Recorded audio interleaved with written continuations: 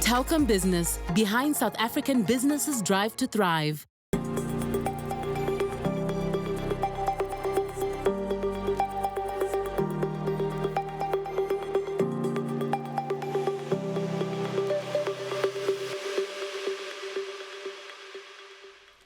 South Africa is currently the 6th most targeted country for cyber attacks, costing the economy 2.2 billion rand annually.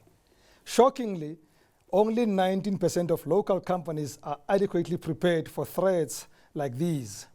Welcome to another insightful episode of the Entrepreneurial SME. I am Rams Mabote.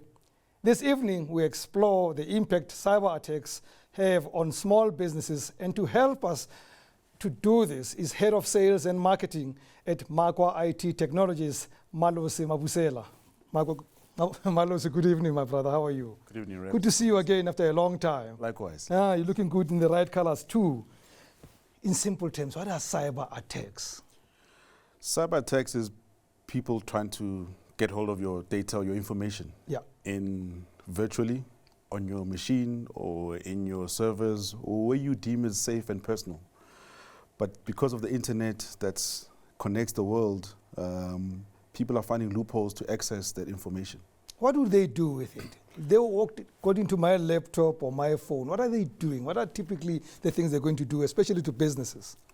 I mean, there's certain things like IP that is in your machine or your device that they use to sell. So for example, you run a bakery shop, you could have your customer data list or your pricing. Yeah. They could get access of that, share it off or sell it off to telemarketers, or even give a competitor of yours the edge by informing them of what your cost or your billing is to drive their business. So people are generating revenue off information that you create, that you work hard for on a day-to-day basis to leverage other means for creating a demand by selling that type of information, or even to manipulate you. Every time I open any of my devices, it starts by asking me for a password. 100%. So how do these people come in?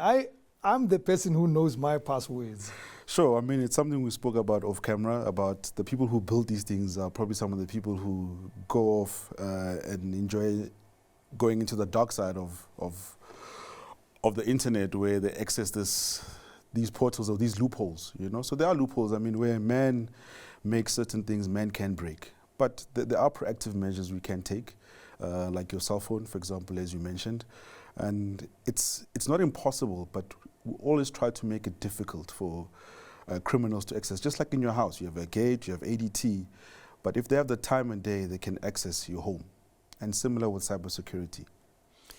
19% of businesses are adequately equipped. I mean, this is scary. Mm-hmm. Like we're sitting now, 81% not covered. How so? Why are we not?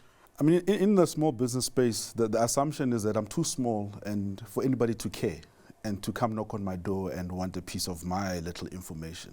But that tallies up, you know. I mean, if going back to the bakery example, if I access 20 bakeries locally, I could have a competitive edge for the big monopolistic or oligopoly players in the market or new entries, you know. So it's more of it's a mindset, and it's an educational job that people need to take, of being aware that no one is too small. I mean, just like a home, you can stay in a one-bedroom apartment, but you still lock it up.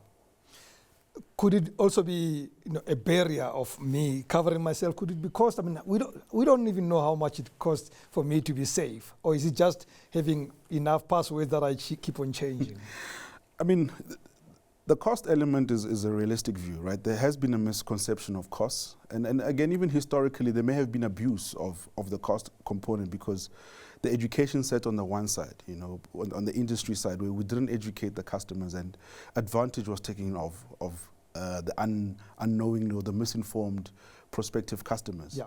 However, to date, the competitive landscape is so wide and so diverse that the pricing is no more a barrier to entry, yeah, but it's more the education factor. And I mean, it's simple things, Rams. It's password refresh, separation of delegation of access of different folders. I mean, if you have a front desk employee colleague, they don't have to have access to the accounting department files. But right now, everything is willy-nilly sharing, and even with things like remote working, you know, it can pose a challenge because people are now not in environment where you can be monitored. What files are you accessing virtually or remotely? What sort of companies typically suffer cyber attacks, or is it just across the board?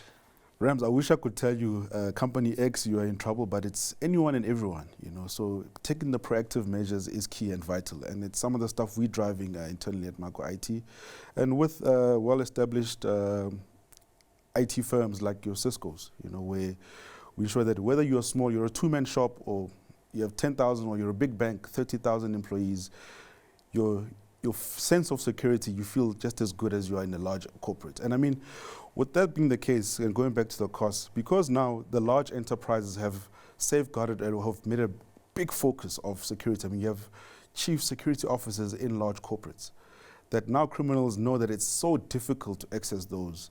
So the easy targets becomes us, the hustlers, you know, you and me, the SMEs. I wanted to get to another part, but I think I need to take a break at this moment because that part is so important. You're going to answer for quite a long time, right? Okay. So when we come back, we continue with our conversation with Malose.